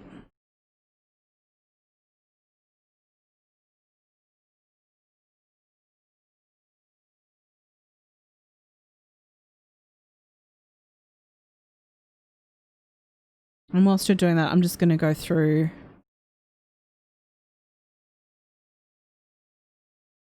So if you're having issues with sound, put a 1 in the chat.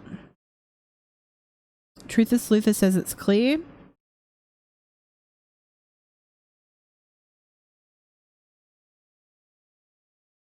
Tori's having issues with sound. Spider Lady's not.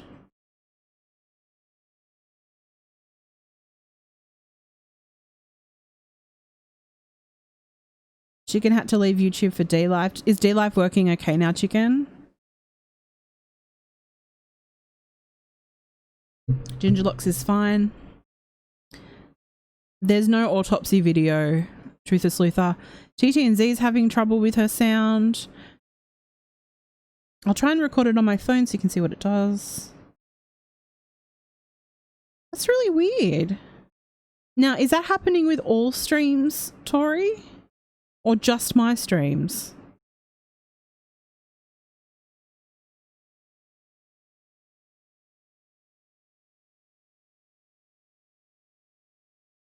D-Live's great. Sometimes I have issues with D-Live.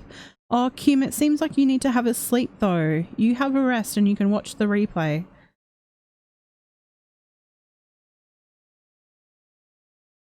It seems like it's either fine or terrible. That's really bizarre. It's just my streams. I wonder if it's the sound.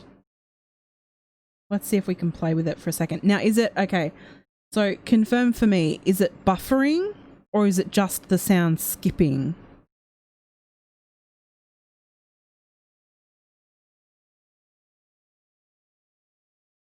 I just got a notification for Judy Ron. How silly is that?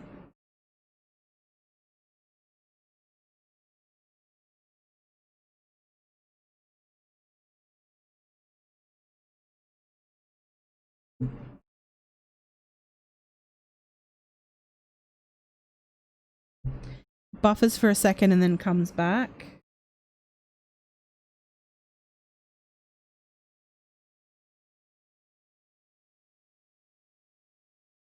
I'll have fun at the party tomorrow, Gingerlocks. Same as Renee, so it just buffers.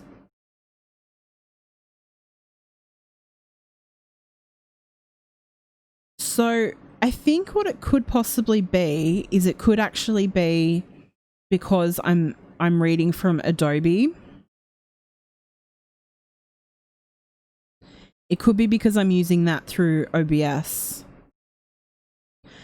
So how about we pause for a second and we take a little break from reading, or I take a break from reading, and we see if that stops, and if me just hanging around and just chatting and seeing if that still keeps buffering at all.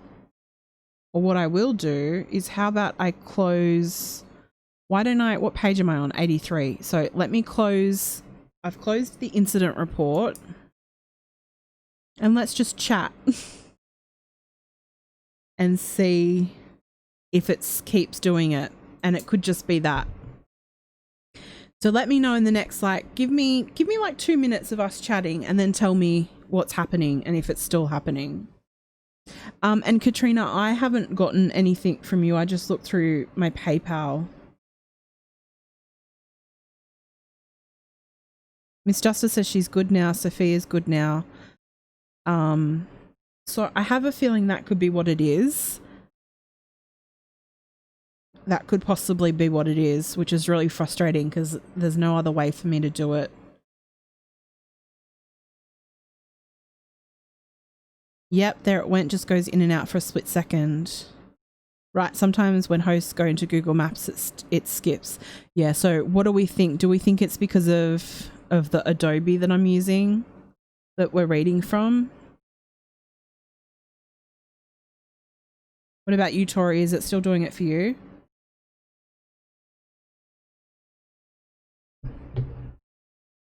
I'm good since I switched to the TV. That really intimidates me though. We bought Dad a new TV for his 70th last week, and we were watching YouTube on it, and the TV is really big, and it actually really freaked me out. I was like, oh my God, people can watch my streams on TV. That's really freaky.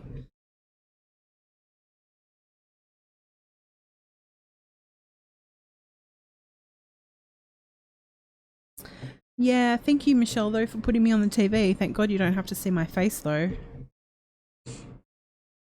So put a 1 in the chat if things are better now that we're not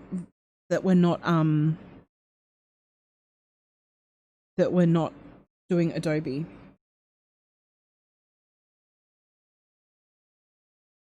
Seems fine now. Okay, so I think that's what it is, guys. I'm really sorry.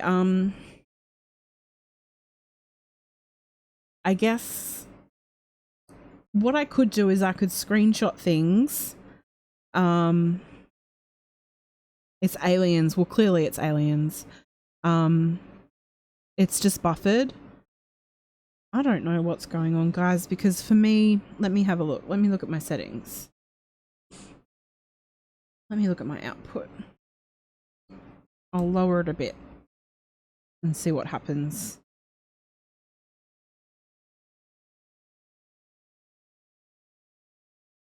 TTNZ says it's better.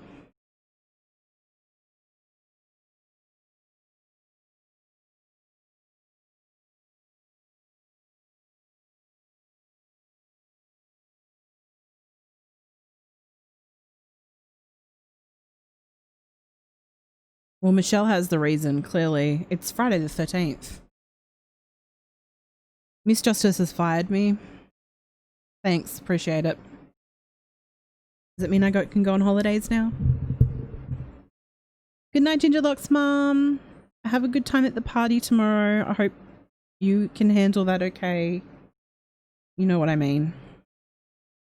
So Kim says, sorry, Renee says for her that it hasn't buffered since I've been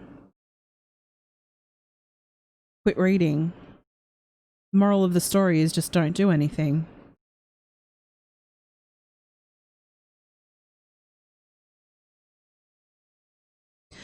Oh gosh, Cheryl, that'll be so annoying.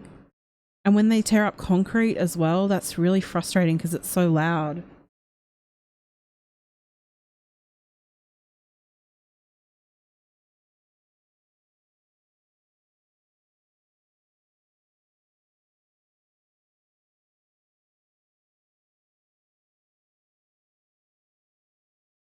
Oh, Mexico. I would love to go to Mexico. All right, so give me a 1 if it's better now that I'm not reading, or a 2 if it hasn't changed at all.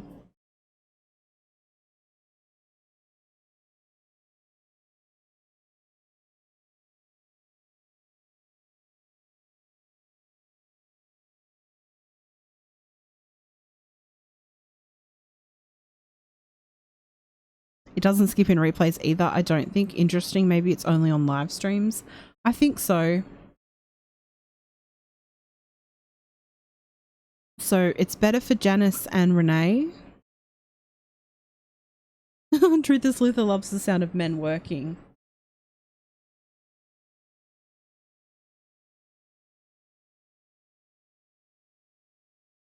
Okay, so Tori says, if you are still talking, you are totally silent. It's almost like what you say is all okay, but there are like silent pauses in between your sentences, like longer than normal.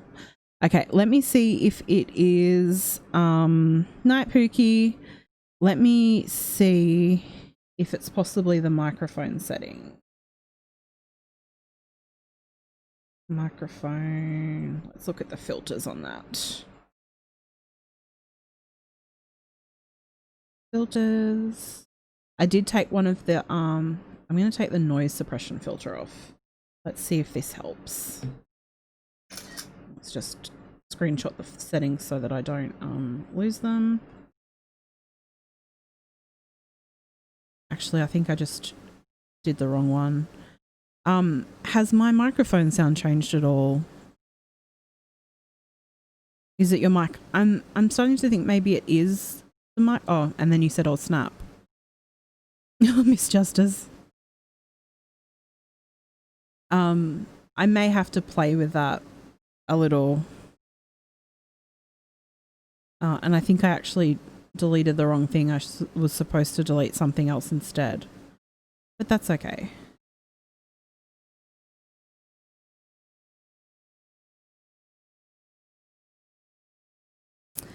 But we have almost been on for 2 hours. So what I might do is let me, as much as I don't want to, and then Truthless Luther says, this is the first time I've never had to deal with buffering.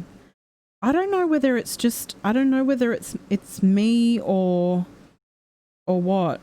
I honestly don't. It's the mic. So it happens when I stop talking. Okay, I know what that is.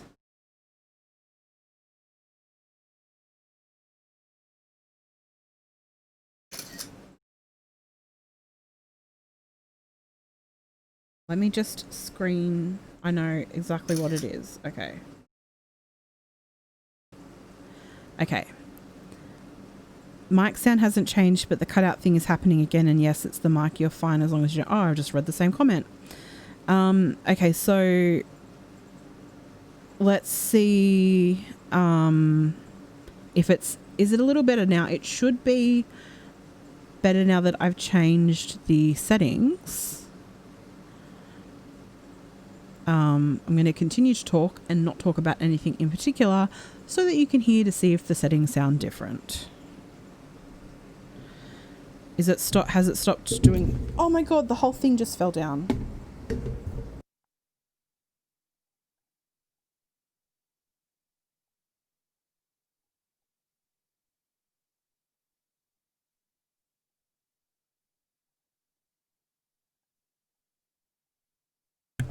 Give me a second. My mic stand just fell.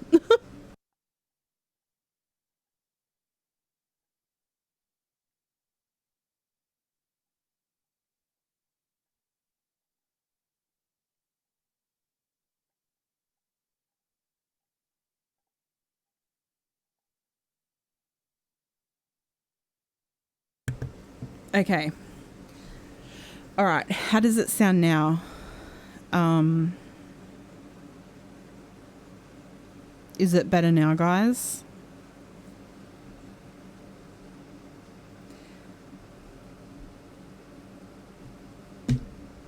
Best live ever.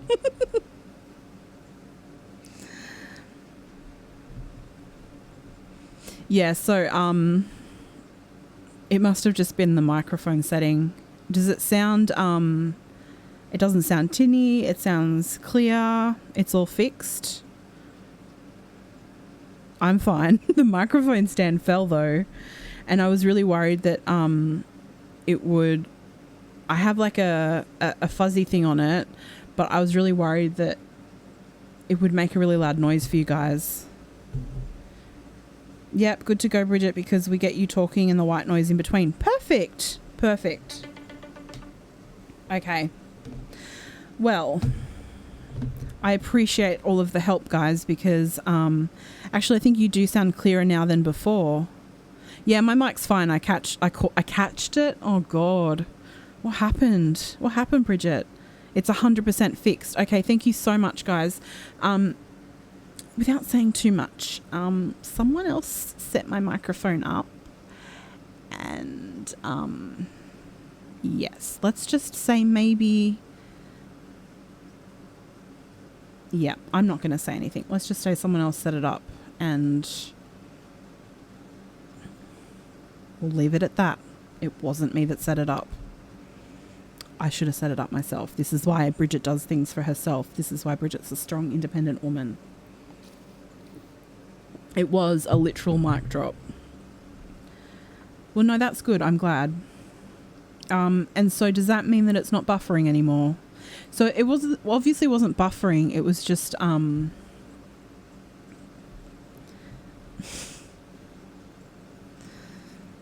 yeah, everyone understands what I'm saying. Get a new mic? No, this was $200. Actually, no, this was $300. I worked so hard for this mic. But hopefully it sounds better now.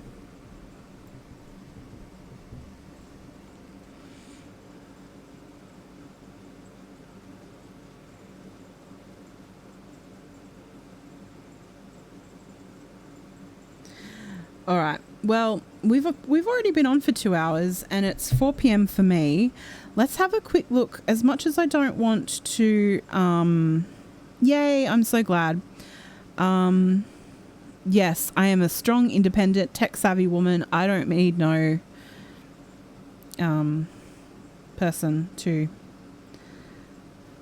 But let me have a quick little look. It may buffer because I'm just about to open the Jones incident report again to page 83. So I'm on page 83 of 142. We still have so far to go. So how about we do part 2 tomorrow at the same time, 10 p.m.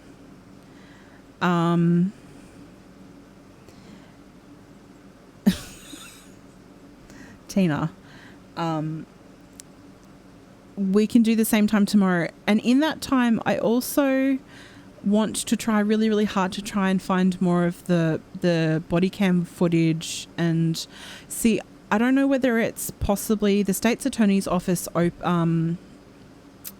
released it, but I don't know whether it's you have to have a press pass to access it or you have to pay for it for the evidence. So I want to look into that because I would really like to have that for myself. Yes, Cheryl T, that is a little bit of a touchy subject. Me, am I making dinner now? No. To be perfectly honest with you, and this is going to sound so pathetic because I'm 32, but I live with my dad because I can't live by myself because of my health and my finances. And every Saturday night he cooks dinner for me. It's incredibly sweet and kind. So it's Saturday night here and he cooks dinner. So I'm very lucky. Very, very lucky. And he will be making me satay prawns tonight. As you call it, satay shrimp. So, yeah. And I did actually, oh no, I think I told Tori last night. I've had another incident with food. Several months ago, I was eating mussels and bit into a baby crab. It was very, very traumatic. And last night I was eating Vietnamese banh mi and I cut my lip. So food is against me.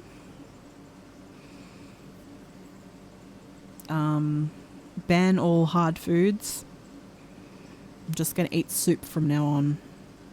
Very, very, very lukewarm soup. Yeah, he's very sweet.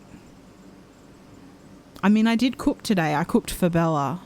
And I'm going to do a video of that. What did I put it in Streamlabs? Second.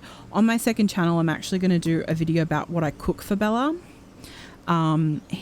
She gets, today's concoction is chicken, pumpkin, eggs, spinach, broccoli, green beans, and then I'll add some turmeric, some flaxseed oil, some hemp oil because we don't have CBD in Australia. It's illegal, which is ridiculous.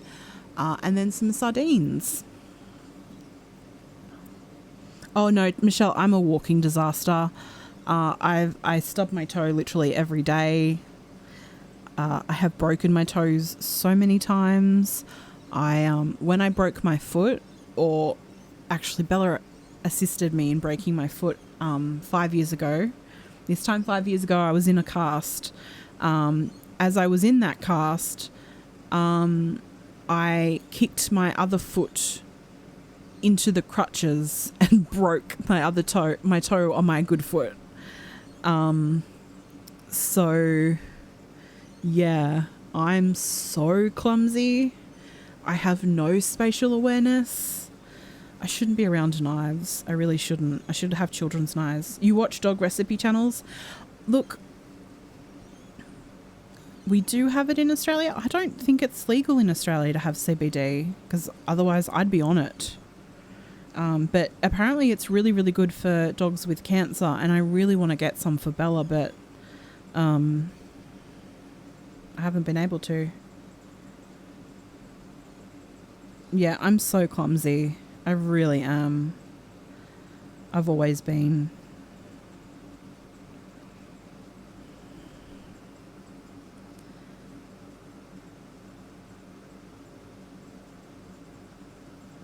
It's illegal in your state. It's just ridiculous. Look, it's the health benefits. You can't come to me without.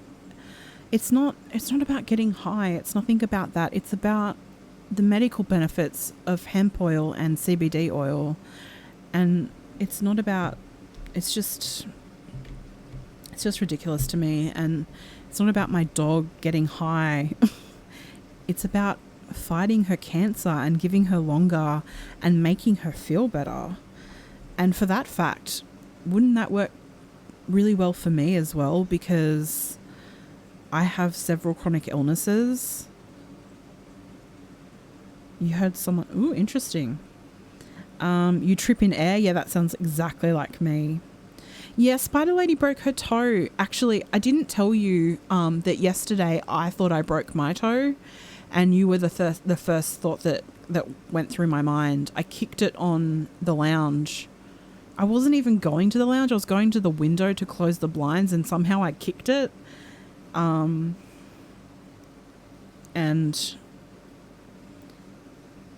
yeah, it was fun. Oregon. Oh, I've heard so much about how amazing Oregon is.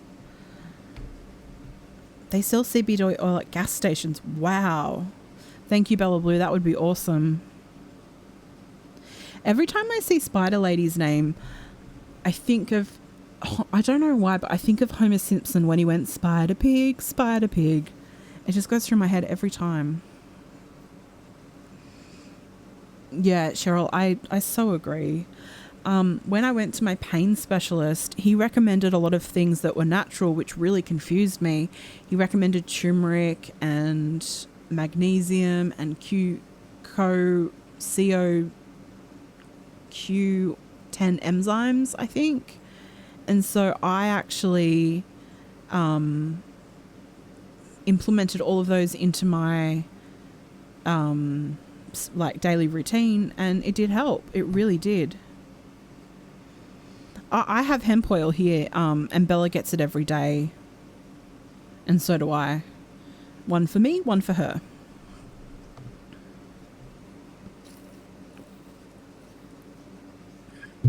Definitely better than Tickle Pickle. But I think I'll wrap it up, because I think the people that are watching the replay are going to wonder what the hell happened to this live. But I think there's a certain amount of time you get on cases, and then you actually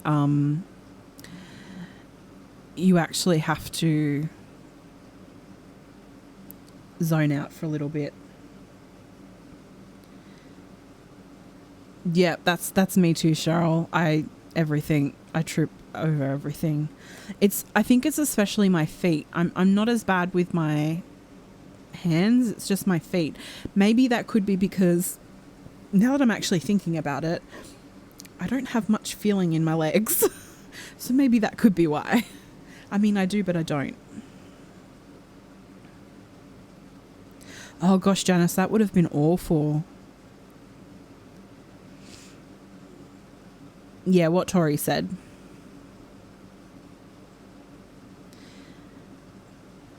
Oh, Renee, that's annoying. So I think what we'll do is we'll come back here same time tomorrow, so 10 p.m. Eastern, which is 2 p.m. for Australia. And we will go through the rest of the docs. I'll skim through it tonight and see if there's anything major. I will let you know in case anything changes through the community post. So that's you just go to my channel and click on community, and it'll update you. I'll pop up a post. Night, Obma. I said good night, but it's 4 p.m. here. So yeah, I will see you guys tomorrow. With more on this or a different case. And if anyone can find the body cam, the interview videos, please email me. I will love you forever. Good night to everyone. I'm glad I could help, Chicken. And I'll see you all tomorrow. Bye, guys.